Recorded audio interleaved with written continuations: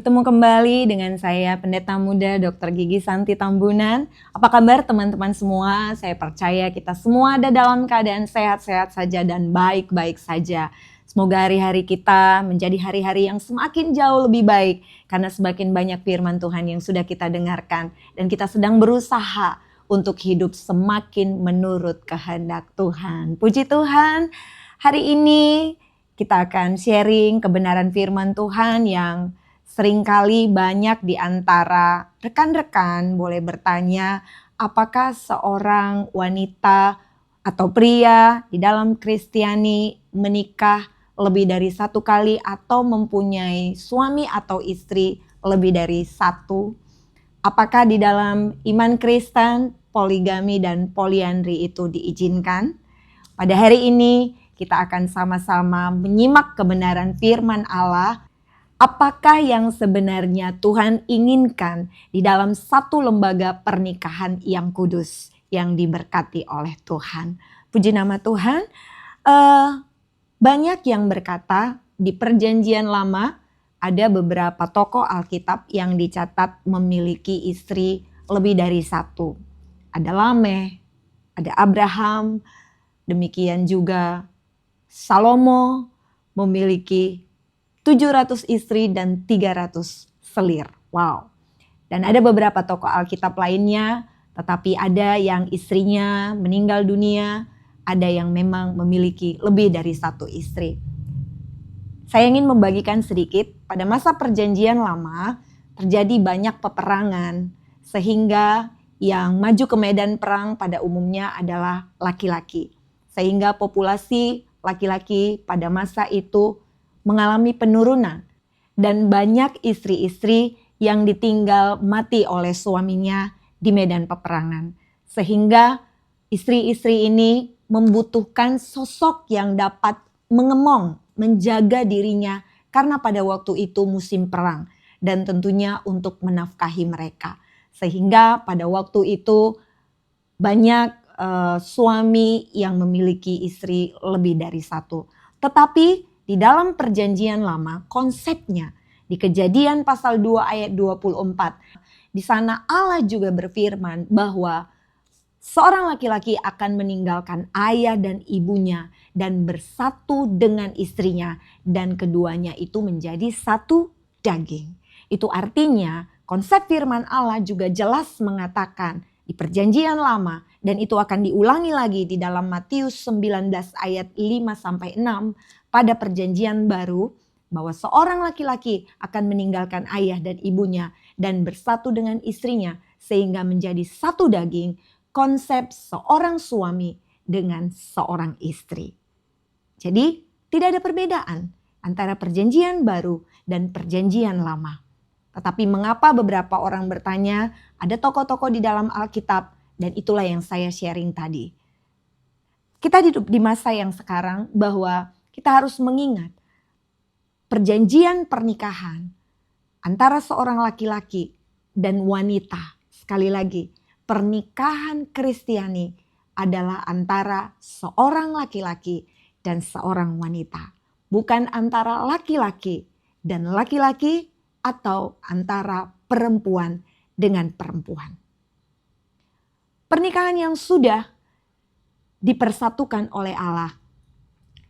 Di dalam Matius pasal 19 ayat 5-6 yang sama bunyinya dengan Kejadian 2 ayat yang ke-24. Di sana konsepnya adalah laki-laki dan perempuan. Di dalam kehidupan berumah tangga, di dalam perjalanannya, saya yakin karena laki-laki dan perempuan itu berbeda, maka perjalanan satu pernikahan itu jelas tidak mudah. Itu bisa dipastikan. Di firman Tuhan kita buka di dalam Matius pasal yang ke-19 ayat yang ke-8 dan ke-9. Kata Yesus kepada mereka, karena ketegaran hatimu Musa mengizinkan kamu menceraikan istrimu, tetapi sejak semula tidaklah demikian. Ayat 9. Tetapi aku berkata kepadamu, barang siapa menceraikan istrinya kecuali karena zina, lalu kawin dengan perempuan lain, ia berbuat zina. Perhatikan teman-teman yang terkasih. Pada awalnya Allah menciptakan pernikahan itu sebagai lembaga yang sangat kudus.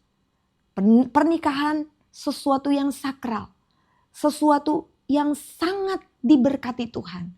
Karena Tuhan punya rencana yang indah atas satu pernikahan. Beranak cuculah dan bertambah banyaklah serta penuhilah bumi. Di masa-masa yang sekarang, seperti yang saya katakan tadi bahwa wanita dan pria adalah dua sosok, dua pribadi yang berbeda. Yang tidak dapat disatukan kepribadiannya. Karena masing-masing Allah ciptakan kita dengan unik, dengan karakter yang memang harus bersama selama-lamanya. Bahkan firman Tuhan berkatakan sampai maut memisahkan. Tidak ada yang boleh menceraikan kecuali oleh kematian. Apa yang sudah dipersatukan Allah, itu juga kita bisa lihat di dalam 1 Korintus pasal 7 ayat ke-10 dan 11. Di dalam Matius tadi dikatakan bahwa Musa mengeluarkan surat cerai oleh karena ketegaran hatimu, oleh karena kekerasan hatimu. Ada beberapa orang yang mungkin sudah tidak tahan lagi dengan pernikahannya. Karena merasa pernikahan ini hidupnya sudah seperti hidup di neraka. Padahal belum pernah ke neraka. Tetapi merasa semuanya sudah tidak dapat dipertahankan. Apakah boleh bercerai? Sebenarnya tetap pertahankan pernikahan teman-teman. Karena apa yang Tuhan sudah persatukan tidak dapat diceraikan oleh manusia. Tapi bagaimana Ibu Pendeta? Pernikahan saya sudah seperti di neraka. Saya tidak bisa hidup lagi dalam damai sejahtera. Bahkan kekerasan demi kekerasan saya alami. Ibu Pendeta karena tidak pernah merasa seperti yang saya alami. Tidak pernah mengalami seperti yang saya rasakan. Bagaimana? Teman-teman yang terkasih dalam nama Tuhan Yesus Kristus. Jika kita tetap bertahan dan melakukan segala sesuatunya di dalam kebenaran firman Allah. Maka saya percaya pasti satu saat Tuhan pasti akan bela.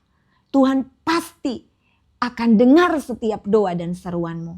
Kecuali yang kau lakukan hanya mengeluh, berkeluh kesah. Tentu Tuhan tidak akan memberikan jalan keluar. Karena pilihan untuk menikah dengan siapa Tuhan tidak pernah paksakan. Itu adalah pilihan kita sendiri. Dan yang kedua, ada yang mengatakan juga, bagaimana kalau salah satu dari pasangan itu melakukan perzinahan? Saya tidak bisa melupakan. Saya tidak mungkin berdamai dengan diri saya sendiri. Saya tidak dapat menerima kenyataan itu. Karena buat saya itu sesuatu yang prinsip. Bagaimana kira-kira Ibu Pendeta? Tetap jawabannya. Yang pertama, berdamai. Karena di dalam firman Tuhan yang kita bacakan tadi. Aku Musa, bukan Tuhan yang mengeluarkan surat cerai. Menceraikan istrimu, tetapi sejak semula tidaklah demikian. Tetapi aku di sini adalah Allah berkata kepadamu, barang siapa menceraikan istrinya kecuali karena zina, lalu kawin dengan perempuan lain, ia berbuat zina. Artinya, kalaupun sudah seperti benang kusut, kalaupun sepertinya sudah tidak bisa lagi mengampuni, hati-hati. Jika engkau tidak bisa mengampuni, maka Bapa di surga juga tidak akan mengampuni dosamu. Oke, saya sudah ampuni Ibu Pendeta. Tetapi saya tidak mungkin bisa melupakan. Setiap kali melihat wajahnya, yang saya ingat tentang perzinahan yang dia lakukan.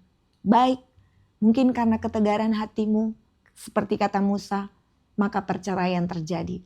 Tetapi satu hal yang harus engkau ingat. Jika keputusan perceraian itu adalah keputusan yang terbaik menurut saudara, maka saudara harus hidup tidak boleh menikah lagi. Dalam 1 Korintus tadi kita bacakan bahwa kalau laki-laki atau wanita itu menikah lagi, itu artinya mereka berbuat zina. Bahkan ayat pendukung yang lain di dalam 1 Korintus 7 ayat 39. Istri terikat selama suaminya hidup. Tentu ini sama halnya dengan suami. Dia terikat ketika istrinya masih hidup. Kalau suaminya telah meninggal, ia bebas untuk kawin dengan siapa saja yang dikehendakinya, asal orang itu adalah seorang yang percaya. Bahwa ketika masih ada di dalam satu ikatan pernikahan, masing-masing pasangan terikat dengan pasangan lainnya. Kalau salah satu pasangan sudah meninggal dunia, firman Tuhan katakan bebas menikah dengan siapapun. Dengan catatan mereka haruslah orang yang percaya. Di bagian lain firman Tuhan berkata bahwa janganlah kamu menjadi pasangan yang tidak seimbang. Waktu yang lalu kita sudah belajar terang dan gelap itu tidak bisa bersatu. Jadi dengan jelas Alkitab mencatat bahwa jika seorang wanita atau pria yang menikah lagi padahal pasangan hidupnya masih hidup, maka dia berbuat zina seumur hidupnya. Di dalam kitab Wahyu juga dikatakan bahwa penjina tidak masuk kerajaan surga. Saya tidak akan menghakimi siapapun yang sudah terlanjur melakukan hal ini. Masing-masing kita dengan pertanggungjawabannya kepada Tuhan. Tetapi selama belum terjadi, mari kita sama-sama menjaga pernikahan kita. Di dalam Matius pasal yang ke-22 ayat yang ke-30. Karena ada yang pernah berkata kepada saya, menanyakan kepada saya, Ibu Pendeta, apakah nanti pada waktu di surga kita masih akan menikah lagi? Masih ada perkawinan kah di sana? Di dalam iman Kristen, Alkitab mencatat bahwa di surga nanti tubuh jasmani ini tidak ada lagi, tetapi digantikan dengan tubuh kemuliaan dan tidak ada pernikahan di sana. Dan tidak ada pernikahan di surga. Keadaan kita hidup seperti keadaan malaikat. Jadi teman-teman, pada hari ini saya bahkan kita semua akan berusaha menjaga kesucian. Mungkin banyak air mata yang kita jalani di dalam pernikahan yang kita hadapi pada saat ini. Setiap air mata kita itu ditampung di dalam kirbatnya Tuhan. Haleluya. Tidak ada air mata yang sia-sia. Ketika engkau berdoa untuk pernikahanmu, ketika engkau menyerahkan semua kepada Tuhan, agar Tuhan menolong bahkan membantu pernikahanmu pada saat ini, apapun keadaannya, apapun kondisinya, saya percaya dengan iman bahwa Tuhan pasti akan menyatakan kuasanya. Haleluya. Walaupun belum terjadi perubahan apapun, tetapi jika engkau lakukan dengan penuh kesetiaan, maka Tuhan pasti akan menjawab setiap doa-doamu. Haleluya. Yang penting kita semua taat pada kebenaran firman Allah. Taat pada apa yang dikatakan firman Tuhan. Jaga sebelum terjadi supaya kita semua menuju kepada kesempurnaan Kristus. Puji nama Tuhan, saya akan mengangkat satu pujian seperti biasa. Kiranya ini menjadi berkat bagi kita semua. Bersama keluargaku melayani Tuhan, bersatu selamanya mengasihi Engkau. Tiada yang dapat melebihi kasih-Mu ya Tuhan. Bagi kami Engkau segalanya. Oh, bersama keluargaku melayani Tuhan. Bersatu selamanya mengasihi Engkau. Tiada yang dapat melebihi kasih-Mu ya Tuhan. Bagi kami Engkau segalanya. Bagi kami Engkau segalanya. Haleluya, Tuhan Yesus memberkati.